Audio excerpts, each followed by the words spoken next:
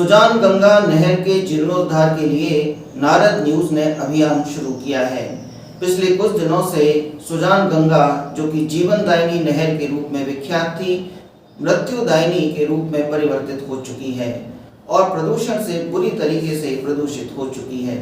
Narad news का ये अभियान है कि लोगों की आवाज सरकार तक कैसे न कैसे पहुंचाई जाए। इस संबंध में नारद न्यूज ने लोगों से उनकी राय पूछी तो लोगों का कहना था कि इस बारे में जब तक लोग भी जागरूक नहीं होंगे तब तक इस नहर की सूरत नहीं बदलने वाली। इस संबंध में हाईकोर्ट में जनहित याचिका दायर करने वाले अधिवक्ता श्रीनाथ शर्मा का भी यही कहना है कि लोगों को एवं प्रशासन को मिलकर इस नहर के जीर्णोद्धार का कार्य हाथ में लेना होगा।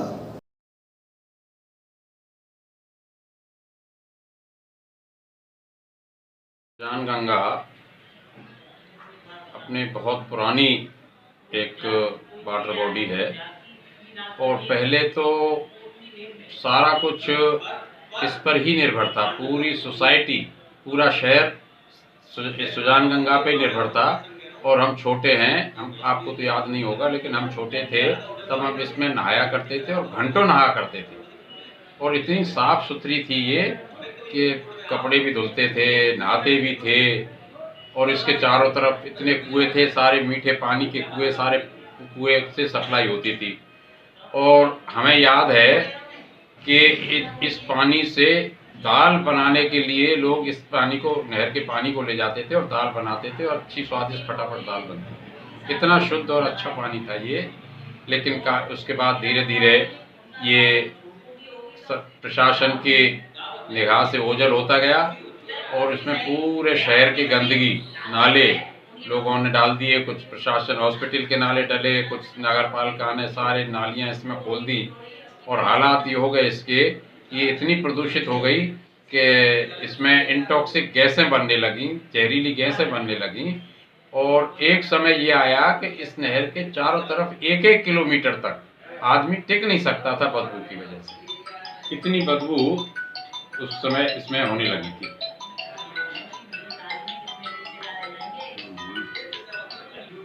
फिर काफ़ी समय तक यहाँ पर लोगों ने एजिटेशन भी किए।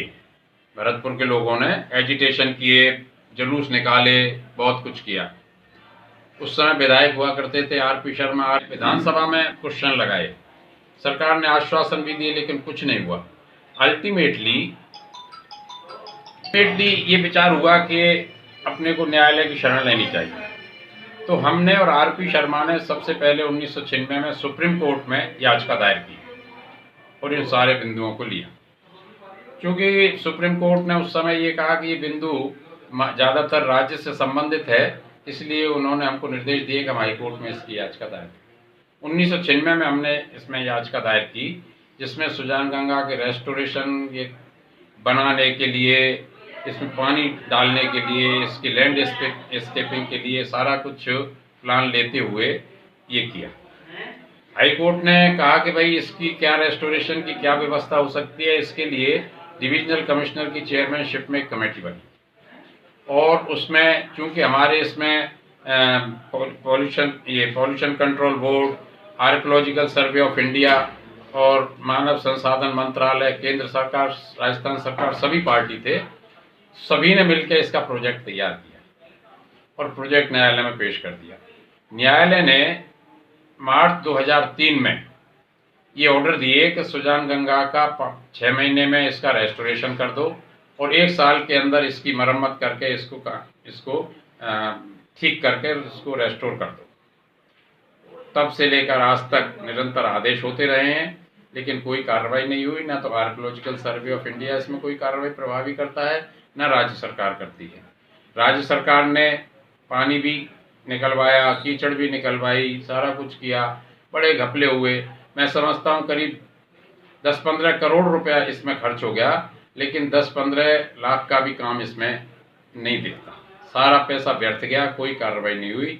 आज भी सुजान गंगा की हालत ये है कि जैसा आप बता रहे हैं, सुसाइड पॉइंट तो ये बनी हुई है और इसमें वो जो मछलियां हैं और जो जल वो हैं जंतु, वो अपने आप मर जाते हैं। गैसेस इतनी हो रही हैं, पानी आज भी वापस फिर हरा होने लग गया है।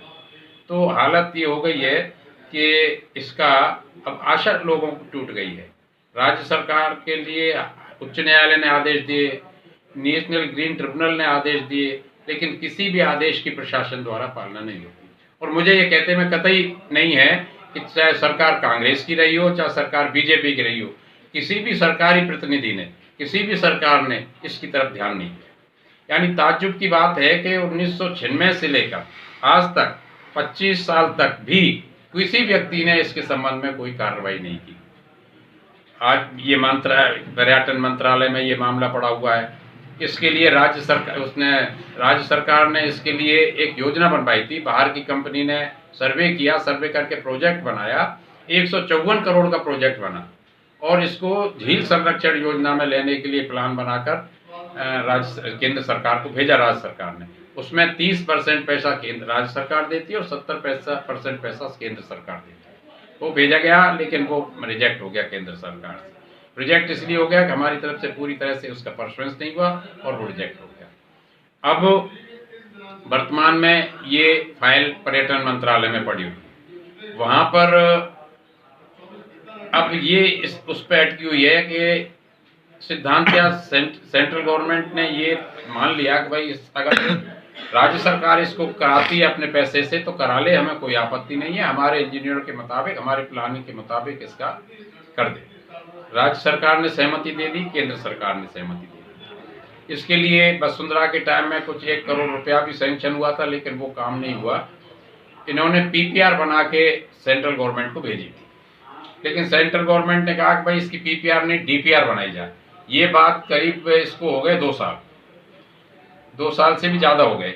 आज तक डीपीआर नहीं बनी। डीपीआर बन के अगर गवर्नमेंट केंद्र सरकार पे पहुंचे और केंद्र सरकार इसको सहमति देते तो राज्य सरकार के पैसे से इसको बनाया जा सकता है, लेकिन 2-3 साल तक इसकी डीपीआर ही नहीं बनी। और उसका महत्वपूर्ण कारण ये है कि सरकार का ध्यान नहीं है, प्रशासन का ध्यान नहीं है, जनप्रतिनिधियों का ध्यान नहीं है, इसकी तरफ किसी का ध्यान नहीं है। और हाई कोर्ट का ऑर्डर बहुत हो चुके हैं, लेकिन हाई कोर्ट ऑर्डर ही कर सकती है, ये कार्य तो सरकार को और प्रशासन को ही करना पड़ेगा। हमारे लोगों में भी जागरूकता की कमी है, इसके प्रति ज़्यादा लोग जागरूक नहीं हैं, बस एक दूसरे का मुंह ताकते रहते हैं। और कहते हैं कि इसकी सफाई कराएं, इसको पानी को शुद्ध कराएं। पानी जो नालियों का आ रहा है, बरसात का पानी जाता है नहर में, इसको रोके। और पहले इसमें पानी पीने को काम में लिया जाता था, पहले स्नान और नहाने को भी काम में लिया जाता था। इसका शुद्ध पानी था, गीला जग पानी था इसका। अब तो इसमें बदबू मारती है और भैया कचरा नहीं रुक रहा है, कचरा प्रशासन डरवा रहा है। जन क्या हो रहा है इसका परमात्मा मालिक है। अब तो इसमें बच्ची भी जीवित नहीं रहती है। ये अपनी सुजान गंगा नहर पहले इतनी बढ़िया थी, इसकी बोट वाल इतनी बढ़िया थी, जो कि इसमें सभी लोग सुबह शाम बोट नहाया करते थे। और लेडीजें यहाँ कपड़ा धोने आया करती थी। हर घाट पे घोड़ा घाट पे, कोड़िया घाट पे, अन्य घाट पे लेडीजों की भीड़ हुआ करती थी, कपड़ा धोने वाले और नहाने वाले लोग वहाँ इसमें नहाया करते थे। इसका पानी पहले बहुत निर्मल और शुद्ध पानी था इसका, पर अब तो इसका पानी जहर बन चुका है। अब तो इसको अगर कोई पक्षी भी पी ले तो तुरंत मर जाएगा। अब तो इसको सफा करा के इसका जल जो है बदलवाना चाहिए। इस सुजान गंगा नहर आज से 30 साल पहले बहुत अच्छा पानी था, साफ पानी था। इसमें सिर्फ नहाते थे, साबुन उपयोग नहीं लेते थे। और प्रशासन, राजनेता और यहाँ जनता लापरवाही मान लो, अनदेखी मान लो, इससे इसमें इतना कूड़ा जाता है विशेष। और ये आज से सुजान गंगा नहर आज बंदे नहर।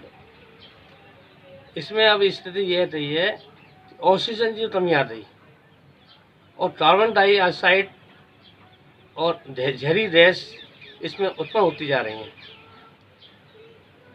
आने वाले दिनों में वो स्थिति हो जाएगी कि शहर से रोड यहाँ रह नहीं पाएंगे। जहरी गैस से बहुत बीमारियाँ फैलेंगी और मौत भी बहुत होंगी। इज्जत अतः इसने अपना रूप और बदल लिया। इसी प्रकार तो ये बहुत बहुत बड़ा महामारी के रूप में उभरते आएगी। ये वास्तव में मृत्युदायिनी हो गई है। हर महीने इसमें 10, 5, 8 आदमी सुसाइड करते हैं। मेहतरानी है, इसमें गंदगी डालते हैं। यहाँ जो नहर के किनारे जितने भी लोग रहते हैं, नहर के किनारे रहने वाले लोग सब बीमार रहते हैं। सारे मच्छर हो गए। मेहतरानी है, इसमें गंदगी पटकती हैं, कचरा डाला जाता है। इसमें तमाम दीवारें टूटी हुई हैं, तो मैं लोग कूद कूद के सुसाइड कर रहे हैं। और तो झाँक के देखो, इसके अंदर गंदगी पड़ी हुई है। और आज से 30 साल पहले ये कंचन थी, वास्तव में सुजान गंगा जी से भी ज़्यादा बेहतर शुद्ध जल था इसका, जिसमें हम स्वयं कूद कूद के तैर के नहाते थे। 2-2 घंटे इसका जल पीने के भी काम में लिया गया है। हम पीते थे खूब इसका जल, हमें कोई ख़राब नहीं लगता, मीठा जल होता था। कोनी बंद से पानी आता था, वो डाला जाता था इसमें, एकदम साफ थी। लेकिन आज हम यहाँ पर नरक में जी रहे हैं, समझो। वास्तव में मृत्युदायिनी है। प्रशासन की तरफ से कोई सुनवाई नहीं है। और रोज़ के रोज पहले भी आपको हमने ये दिखाया था, वो बड़वाली बगीचे के पास में क्या कचरा डल रहा है, सूअर लगे हुए थे, तब भी कोई सुनवाई नहीं हुआ। आज फिर आपसे मुलाकात हो रही है भाई साहब, तो आप फिर दोबारा हम ये चीज़ कह रहे हैं, कोई सुनवाई नहीं है। प्रशासन अंधा हो चुका है। अभी भी कल भी आप हमारे महापौर साहब आए थे यहाँ बड़वाली बगीचे पर देखने, इंस्पेक्शन करने, तो उनको हमने बताया, हाँ करके चले गए थे वो। वैसा ये टूटा पड़ा है, इस पर रोज़ एक्सीडेंट होते हैं। ये गली खिंची पड़ी है, दीवार गिर गई, इसको कोई जवाब नहीं। उनके साथ 5-7 लोगों का स्टाफ था, इंजीनियर वगैरह थे, लेकिन कोई सुनवाई नहीं। सोच रहा कौन भौंक रहा है या ना भौंकते रहते हैं ऐसे, तो हमारी समझ में नहीं है। प्रशासन कोई सुनवाई नहीं कर रहा, ना ही करता है।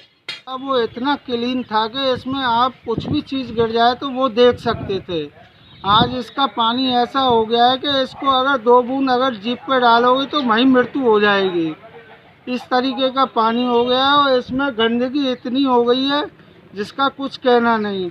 और इसके लिए आए साल में 4 बार पैसे आते हैं, सारा पैसे को ये खा जाते हैं प्रशासन।